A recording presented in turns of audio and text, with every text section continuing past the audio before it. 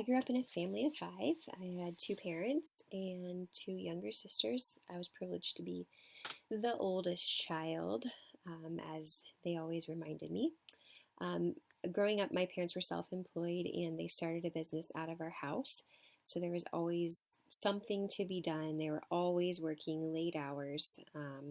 When they finally did move the business out of our house, I remember staying at the new office for hours and hours on end. I was always around them working very hard.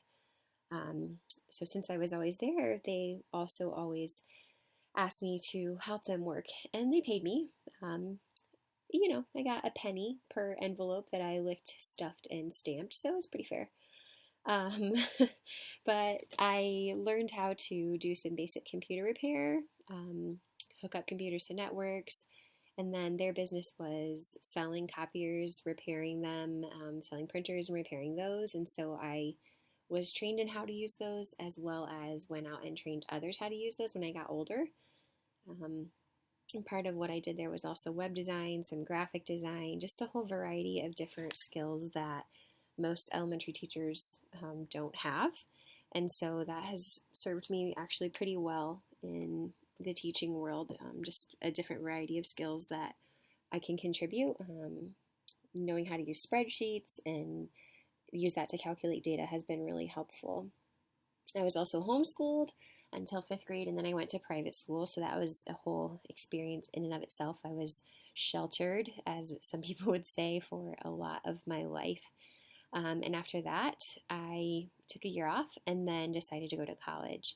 And that was a big decision because no one in my family had ever been to college before. In fact, my mom didn't even graduate from high school. So that was really different from what they had done, and they were very supportive of it and wanted me to go to college. They taught me how to work hard, how to go after goals, and how to use that technology. And I'm still doing that in my classroom every day.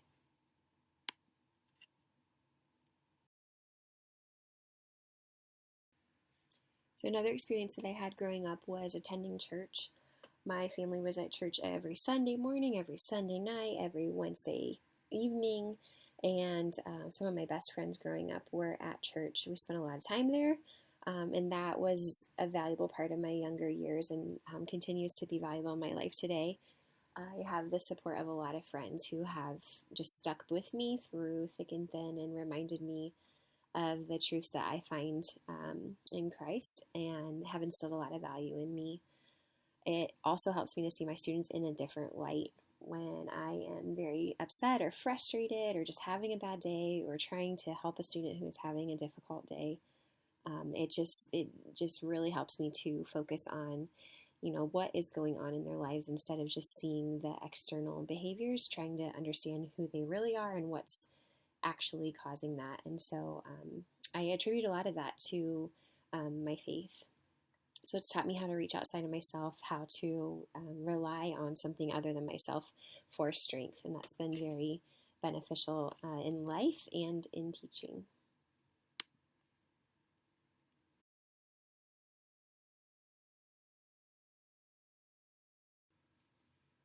I'm now in my ninth year of teaching. I teach fifth grade at a small school in northern Indiana. And I started my teaching career in the inner city, and that was really uncomfortable and outside of my comfort zone. I grew up in a small town in northern Indiana, and it was very monolingual, monocultural, just very little diversity anywhere. And so to be thrown into the inner city in the one of the roughest neighborhoods in downtown Chicago was a very difficult experience. It really taught me how to manage behaviors. It didn't teach me a lot about teaching, but I definitely learned how to work with some extremely difficult students in just heartbreaking circumstances. I also learned how to find curriculum in unlikely places and to connect what I knew with different resources and use what's available in the community to try to meet the needs of the students and meet the needs of our standards without any written curriculum. I also learned about the importance of student relationships, and I would say I learned more about the importance of that after I left teaching in the inner city and as I reflected on it and realized where a lot of the difficulties were coming from, I knew that I needed to strengthen the student relationships that I had. And so as I've learned more about that and worked with students and just learned more about teaching and become a better educator, it's really just taught me to overcome a lot of different behaviors that I see in my students, but also just how to teach regardless of circumstances, no matter what kind of supports that I have in place or what kind of supports I seem to be lacking. And I also appreciate that when the days seem really hard, I have the perspective from teaching in the inner city, and being able to reflect on that and appreciate where I am right now really helps me to approach each day with a positive mindset. Since I was really young, I was just very intrigued by the Spanish language. Growing up, my aunt had visited some different countries in Central and Southern America, and she came back and told all about her tales and experiences, and I was just enraptured. She brought me a book in English and Spanish with a tape that I listened to over and over again and learned some basic Spanish words, and I was always hungry for more. And I finally got to start Spanish classes in high school, and I was just so excited. I soaked everything up. Anything my teacher said I wrote down, and was just eager to learn more. I studied it in college as well. I had the opportunity to study abroad in Seville, Spain for a summer in July. And then I also got to student teach in Costa Rica at an international school. And so those were both really good experiences to help me in my language development. There's nothing like being immersed in a language, as many of you know, or immersed in a culture to teach you more about yourself and to teach you more about the world. I continue to learn today because I have a lot of level 1 EL students in my classroom, and in my school, most of those students come from Mexico, some from Guatemala or Honduras. Those are our top 3 places where we get new students from, and so I'm the teacher they send them to in 5th grade.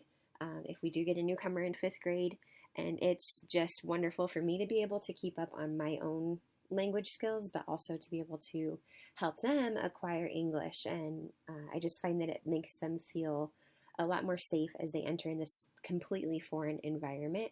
And it also helps me to communicate with their parents. They always appreciate, and their faces light up at parent-teacher conferences every year when I start speaking to them in Spanish, and they're just thrilled to have someone that can communicate with them. Not perfectly in their own language, but someone who's willing to try. So it's opened up my mind a lot to the world around me. It's made me less of a judgmental person, more understanding of other people and their circumstances. And it's great to be able to speak with the parents and the students and communicate with them in a way that not a lot of other people at my school can.